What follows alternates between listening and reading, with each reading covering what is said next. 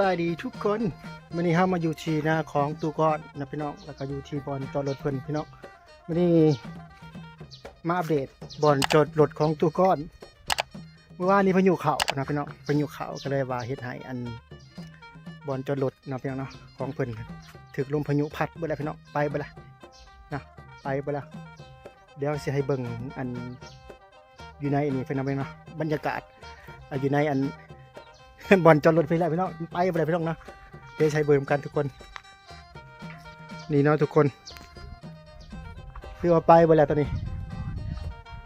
หมุนอ้อเนาะอะไรพี่น้องจะหมุนอ้อเนาะอะไรไปบ่เลยดิโอ้โหเปิดไว้พี่น้องราคาไปให้พุ่นเลยแล้วก็เฮ็ดแล้วใหม่ๆราคาพุ่นกับพี่น้องยังบ่ทันได้อันเอารถมาจอดใช่ไหมเนาะเปิดมาละว่าเดี๋ยวพายุลมแห้งขนาดนี้พี่น้องลมถือว่าสุดยอดเลยนะแต่ว่ามองเฮาอยู่ซิโนบ้านบ่เฮาอยู่ก็บ้านนี้พี่น้องเนาะก็บ่ได้ยินข่าวว่าถึงว่าก็เปิดกับหลังคาเปิดปานนี้แต่ว่าอยู่บ้านตุก้อนลมเฮ็ดถือว่าเรียบร้อยเลยทุกคนไปเลยนี่นะทุกคนอัปเดตสถานการณ์อยู่ที่บอนจอดรถนะทุกคนตอนนี้ไปเลยหลังคาปืนพังเลยพี่น้องมันก็เบิดไปหลายพี่น้องเนาะแต่ว่าไปแล้วกลัวแปลงใหม่ก็เบิดลายเตือคือเพิ่นว่าเลยพี่น้องที่จอดรถบ้านนาตุกอนครับพี่น้องอยู่นาตุกอนนั่นเป็นไงอยู่นาก็ทำอยู่บ้านนะเพราะเป็นใส่อยู่นานะทุกคนนะว้าวเบิดเลยทุกคนโน่เขาบอกแล้วคงแนวเขาเห็นแล้ว หนึ่งมามัน เขาจ้างเขาไว้แล้ว มันเกิดจากลมเนาะ เริ่มจาก ลมเด้ กันลมหลายก็พอน้ำเขาแล้วในเบิดหนึ่งก็วางล้านวางใดเขาเชียในบ่อตัวใดมันเชียแล้วก็ชื่อใช่ไหมตัวใดมันยังเลยจักก็ชี้นั่นก็ชี้ได้ชื่อใหม่บ่หรือไงเบิ่งขาดเบิดเลยพวกนี้ มันขาดบ่ได้บ่ได้แล้วอันก่อน เบิ่งนะตัวใดใช้ได้ก็ ตัวใดได้เอานะ ซื้อ ตัวใดบ่ได้แล้วก็ปะ เนี่ยเลยพวกนี้ เฮ็ดได้ สิได้เนาะห้างกับเห็ดวาง โอ้บดชิปก็ล้านพูดอัน งาน เชียตัวนี้น่ะ มันหลายเนาะ เอ้าบ่หลายนะได้เนาะ มันก็ว่าไม่บ่ แต่ ดี เขาชื่ออัน เนื้ออ่อนบ่ ดินชื่อชายหันกับอนาคา ก็ว่าจีบเบิดไม่นะ 7แสนแล้ว จนปุ่งจน อ่า ไม่อ่อนบ่ว่ายังไงเนาะประมาณทำนองนี้ ปัดไม่อันนั้นเด้ไม่ข้าวไม่เป็นคือไม่เพียงมันอีกนั่นไปชื่อเยอะนะมามื้อนี้สองเทื่อไปชื่อเชื่อละชามแสนสองเทื่อไปชื่อบัดนี้บัดบล็อกนั่นก็บ่พออีกก็ไปช่างเอาอีกก็50บัดนี้กับมันปูนอีกก็5ชอบใช้ก็ครึ่งชอบครึ่งรถอีกบัดนี้ทีหลังมาหานะโอสิว่านั้นมันเลิกว่ารถเอากู ใจอ่อนว่า ถ้ามันคนนั่นคือชื่อว่าเป็นคนเนาะเอาเป็นเด็กก็ปล่อยวันนี้ได้ช่างพ่อเพิ่นเชื่อก่อนแล้วจังมันทำเฮ็ดบ่ได้เนี่ย ธรรมชาติเนาะพ่อใหญ่ เป็นลม เนาะ ผ้าอากาศจังซี่ได้ เลย ขาตัวนั้นสิคันว่าคนมามั่งว่าจังยันบ่ได้มือเฮาเหือนหวานนี่ อ๋อตกปานนั่นเนาะพ่อใหญ่ โยกคนบ่เต็มนี่เทิงลูกเทิงเมียเทิงบ่เฒ่าเขาไปลงขาบักนี่เขาโลดแล้ว เต็มเรือนว่า เอาแล้วมันจะหายได้เนาะ ถือว่ารอดไป แล้ว ตัว คัก นี้ แล้ว เนาะ อันช็อตอยู่ทอนยังแต่สิใช้พักกระตูหั่น เห็นให้พ่อใหญ่ใจขึ้นเนาะพ่อใหญ่เนาะ ข่อยบ่ได้ฮู้จักไดค่ำแล้วแม่นบ่ โอ้ คำแล้วลงมาสิไล่หัวเขาเคาะนี่ไปช่องแกนกลางปังเอาเลยเอิ้นเมียเฮ้ยบ่แม่นหยังเราอ่ะหยิบมาเบิ่งเฮือนนี่มันเป็นหยังเราอ่ะเอ้าจักเป็นหยังแล้วมาเบิ่งดูอ่ะกันไข่กันโชกก็หายามาใช้แล้วอ่ะลงมาป้าแม่นหยังเห็นเนาะเราเอาเจ้าว่าหยังลมมาว่ากี้นี่โอ้เรามันเช้านี้เสียงประกาศอยู่บ้านบด6 7หลังมาฉันเฮือนนะทิโหอันนี่นะคิดอันชลานี่นะแล้ว ปานนั่นเนาะ มีเชียงอยู่นงผงดีครับว้าเพื่อนเปิดไปหลายหลังเติมบ่ทันทำยังบ่ทันรู้จักว่าห้องไผ่นั่นโอ้ ขนาดมันต่ำๆเนาะพ่อใหญ่เนาะอันนี้เนาะขนาดมันต่ำเลยนี่เลย ต่ำๆหนูเฮ็ดได้เอาไปเลิกไปวันนั้นคันตัวนี้ก็เชียร์เนาะลงไปวันนี้ แม่นแล้วพ่อใหญ่ หน้าที่มันก็บ่โคตรเปิดเลย บ่เปิดเบิ่งบ่พูดเปิด มัน เบิ่งนะ มาเบิ่งแล้ว บ่ได้ ยั สู ง ง มันไปวันนี้มันถือหัวลมบ่เลยก็ ย่านอยู่ คัดชิเว้าแล้วก็กู กุ๊กม่วงกุ๊กอันนั้นมันบังอยู่นะอันนั้นนะ แม่ มันก็บ่ควรว่าสิปั๊บเลิกไปวันนั้น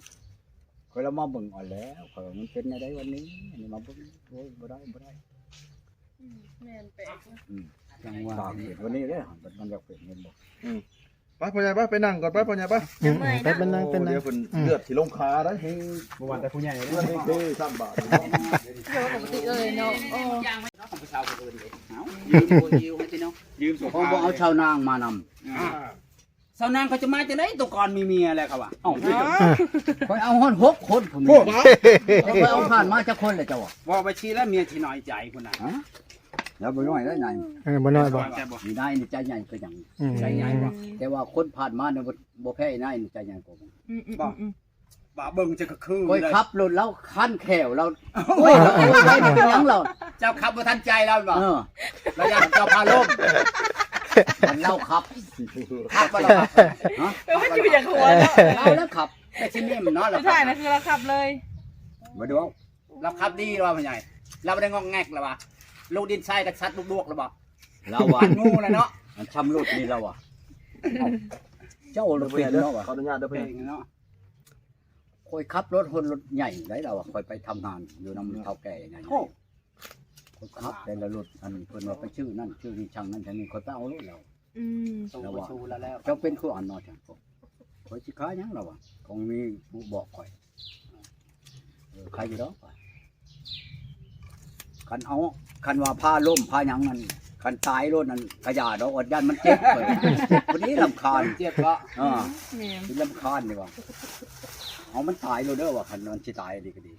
แต่มันเจ็บ มันขับไวอยู่บ่ ไว้แล้วไม่ได้ว่าไว้นั่น พยายามพยายามตกบ่ ลูกจากมันจานบ่เป็นเนาะคนมีสองคนนี่ละอันขับรถไว้น่ะอีนั่นอยู่ปากช่องได้หนาวพุ่นมันมาอันนั้นปัวน้ำข่อยค่อยขับไปแล้วมันมาพ่อใหญ่ค่อยขับแค่นั้นมันจับอีแม่ค่อยตายบ้านนี้ค่อยว่า เก็บอย่างเดียวบ่ บ่ได้เว้าโอ้เรียกกระดอเนาะมาถึงเมียพวกนี้อีกก็ป้าถูกห้องไวๆแล้วแห้งเจ้าวันนี้เฮ็ดพะโล้เฮาน่ะโอ้ตัวเอง แห่งเบ็ดใช้เบ็ดใจ บิดใช่ตายว่าวันนี้ สิลึกสิเนาะพ่อใหญ่เนาะ สิตายย้อนเมียนแล้วตัวเองว่า จะบอกก่อนแน่นๆมันก็ตายได้รถฮะ พ่อใหญ่ไวกว่าเบาแหล่อีกบ่ครับรถ อะไร เพิ่นเก่งกว่าเบาแหล่อีกบ่ กว่าได้ โต แต่ทางมันบ่ได้ดีนี่นะยังตัวเองเนี่ยได้ก็แนวแล้วว่ามันนี่นั่นเขา ได้ หัว ก็ กัน เจ็ แน่ บ บ่ ว่า พ่อใหญ่ ฮะ เขารักหัวบ่คิดว่าซั่นบ่ ญาติเนาะ เออ ของแนวญาติเจ็บแม่นละ เนาะอย่างที่ กอดแอวเราขักปัญญังแล้ว ว้าว บ่ได้เว้าแล้วเลยก่อน โอ้ยังเห็นตอน บ้า เป็น น ก่อ ตาน ย นี่ มา เนาะ เนาะเขาว่าอ้าวพ่อใหญ่เขาว่า อืม เขาห้องใส่อ้าวเฮ็ดยังอ่ะกอดแอวผู้สาวว่ะ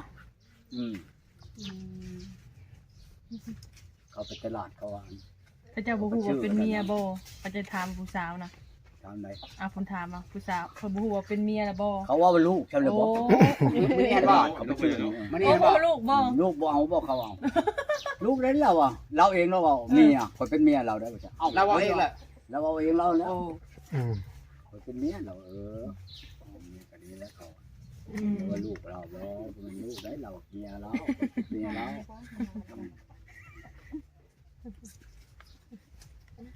ฮ้อนเนาะ บ่ นั่น พ่อ แห ใหญ่ ละครับชีวังดงเห็นบ่หรือพลานกันว่าไว้ที่กับพลาน โอ้ ลูกก็เอามือมันว่าพ่อใหญ่ เอามึงเอาเบิดแล้วคอยสิไปเบียงพุ่นเด้ ยังสิไปบ่ บ่มีผู้อยู่นำ สิไปมื้อใดเบียง ผู้หนึ่ง ยังบ่ฮู้ถ้าเขาโทรมามื้อใดแล้วก็ไปมื้อนั้น อืม มาแต่เบียงเลยก็จะชื่นเมื่อเอาลูก ไม่เท่าเมื่อเช้าก่อนถึงเมื่อจดทะเบียนจดหยังพอแล้วบัตรนี่นะนั่นดอกให้มันแล้วมันยำให้ยำหน้าแล้วมันสิยาก แล้วก็ลงให้นานเนาะ โอ้ยนับเมื่อนะที่ได้บัตรนี่ไปเบิ่นแหละ เห็นไหมพ่อใหญ่ หลังจากได้ มันก็สิเฮ็ดใหม่เลย หลังจาก ตัว ได้ นี้ เมีย ทุบ มา ขึ้นผู้ใดตัวหลังอันเขาเฮ็ดใหม่นี่ทุบขึ้นหลัง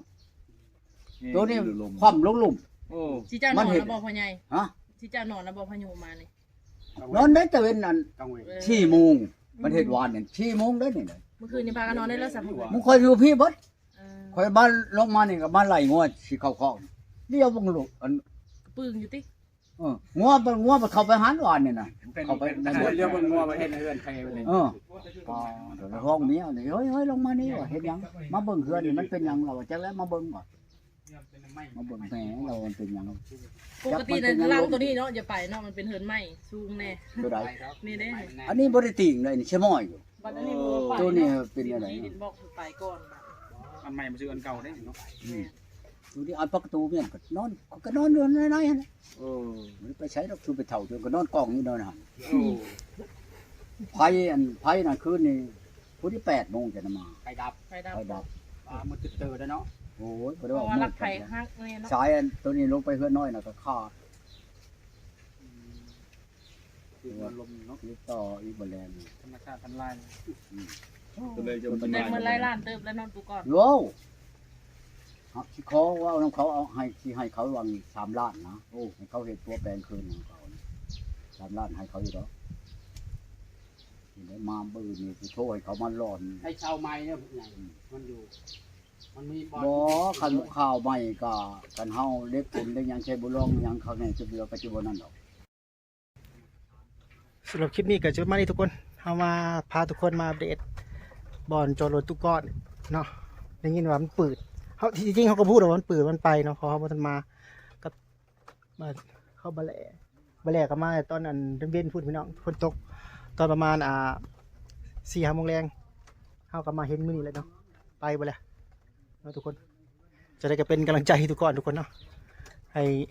สร้างเพิ่นมาเฮ็ดได้ใหม่เพิ่นว่าประมาณ 2-3 ล้านขอน้ำขาวไปประมาณนี้หักเฮ็ดได้แล้วหักเฮ็ดได้ใหม่ๆทุกคนไปก่อนนะทุกคนเนาะจะได้ก็เป็นกำลังใจให้ทุกคนนะทุกคนเนาะสิได้แทนเพิ่นนี่แล้วพี่น้องไปเบิดละสำหรับคลิปนี้ประมาณนี้ทุกคนพบกันใหม่คลิปหน้าสำหรับช่อง YouTube สายลมถิ่นเซโนชาแนลพี่น้องกับช่องเฮาช่วงนี้ก็มาตามกระแสนิดหนึ่งพี่น้องมาหาทุกคน ได้คนเดียวมาโดนแล้วมันก็บ่ค่อยปังก็เลยมาเกาะกระแสทุกคนนิดหนึ่งพี่น้องตามกระแสตามเพื่อนตามฟูงไปประมาณนี้ทุกคนพบกันใหม่คลิปหน้าพี่น้องบ๊ายบาย